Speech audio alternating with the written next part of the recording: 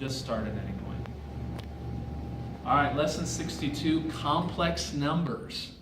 All right, so we talked a little bit about this. Giving a real life example is like impossible, but when this occurs, an example of this, we have a problem with this, square root of negative 16. What two numbers multiply together give me negative 16? There are no numbers. So what mathematicians have assigned is that the square root of negative 1, they designate it as equal to I. Okay, so we're going to base what we learned today about I. We're going to deal with complex numbers. Are partially, they deal with real solutions, part real and part imaginary, as we do these. We'll show you how to simplify these. Simplifying is not so hard. Concept's hard to grasp your mind around, but solving it is not too bad.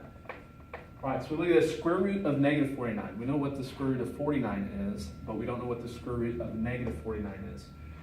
So what we're going to do is we're going to break this into square root of 49 would be equal to the square root of negative 1 times the square root of 49.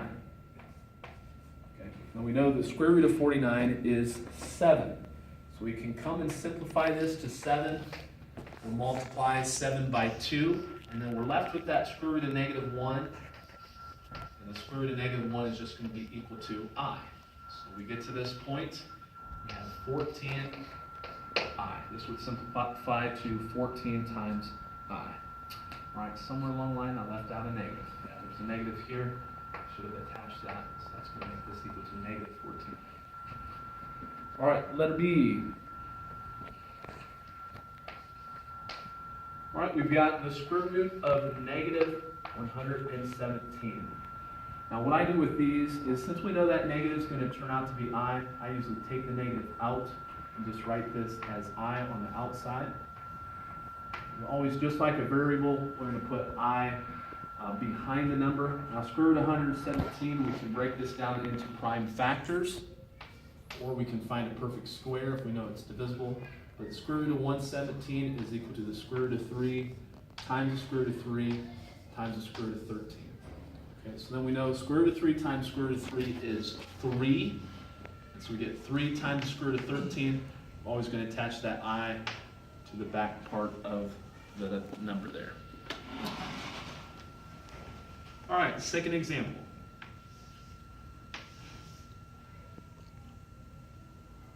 All right, we got x squared plus 25 is equal to 0.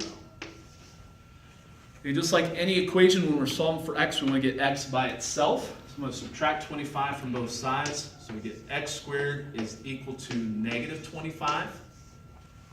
Okay, then we know to undo the square, we're going to take the square root of both sides. So we get x is equal to plus or minus the square root of negative 25. Remember, when taking square roots, it's plus or minus. Okay, once we have that, we know the negative, square root of negative 1 is going to be I. Okay, square root of 25 is 5, so this would simplify to 5I. So the values would be plus or minus 5I. All right, example number 3. We're also able to, go ahead and erase this. Come back this way.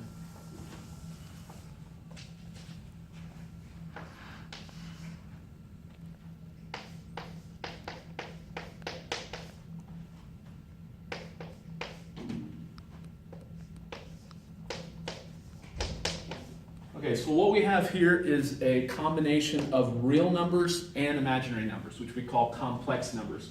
So when I add these, what I can do is I can group my real numbers and add them, and I can group my imaginary numbers and add them as well. Okay, we're always going to put, and this will come later down the road, we're going to put the real number and then the imaginary numbers, and then we're going to see how we can graph those a little bit later. So we take 7, we add it to negative 2, we get 5. Okay, and we can add imaginary numbers just like we would if they were variables. We've got 4I minus 5I would be a minus 1I or just minus I. Okay, so this would simplify it after we combine it to just 5 minus I. All right, and letter B, and this is good to remember, is we've got subtraction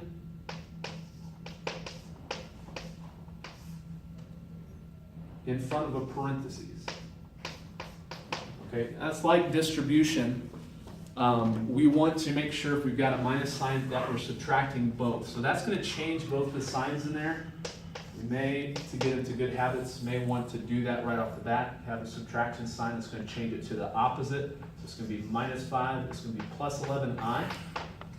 All right, then we're ready to combine our real numbers. 5 minus 5 would just be 0. Don't have to write that. And we have negative 3i plus 11i. And we add that, we get 8i.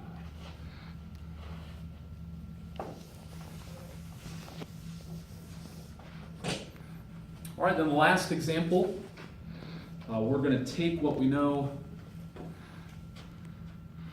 last couple examples, we're going to take what we know about completing the square in example B. Example A, we're just going to do the same process we always do. This is like part of completing the square. Usually when we get to this point, we're pretty good. Now the difference is you've got it equal to negative, so we're going to take the square root of both sides to undo the square, remembering that when we take the square root, we have to write plus or minus. So we do that, we get x minus 3, we get plus or minus. Well, the negative, that's the same thing as negative 1, that would be equal to I, and the square root of 4 is 2, so this would be plus or minus 2I. Our last part's pretty easy, get x by itself. We're just going to add 3 to both sides. So we get x is equal to, we'll put the real number first, 3 plus or minus 2i. All right, last one, part B, and this is where we're going to use our knowledge of completing the square. Practice with that.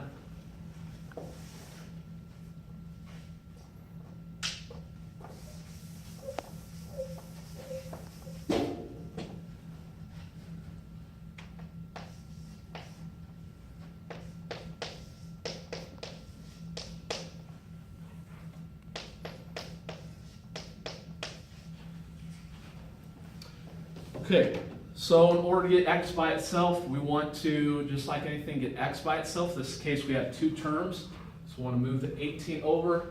First thing to remember is to check to see if maybe we could factor this. If we can factor this, it's going to save me some work. Two numbers that multiply to be 18, that add up to be 8. There are none, so after I do that, we're going to move the 18 over.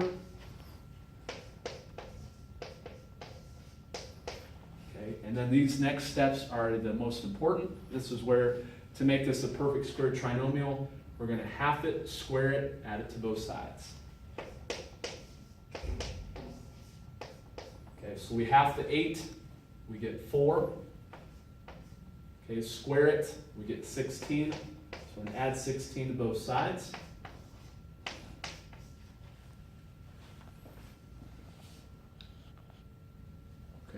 Minus sign for some reason. All right, make sure we're adding it. So we get negative 2 here. All right, the next thing we're going to do on this side is that we're going to write this then as a perfect square here. So we get x half it here. So this would be equivalent to x plus 4 squared. All right, then the rest of it is just like we did in example number 4a. We want to undo the square roots, or the square, so we take the square root of both sides. Get x plus 4. We take that negative out. So this would be plus or minus the square root of 2i. All right, in the very last step, we're going to subtract 4 from both sides. And we're going to go just like we did before. We want to put the real number out in front. This will help for graphing later on. If you don't have it in the right order, we won't worry too much about it, but when we graph it, we'll make sure it's in the right order. So we get negative 4 plus or minus square root of 2 times I. All right, that's lesson 64.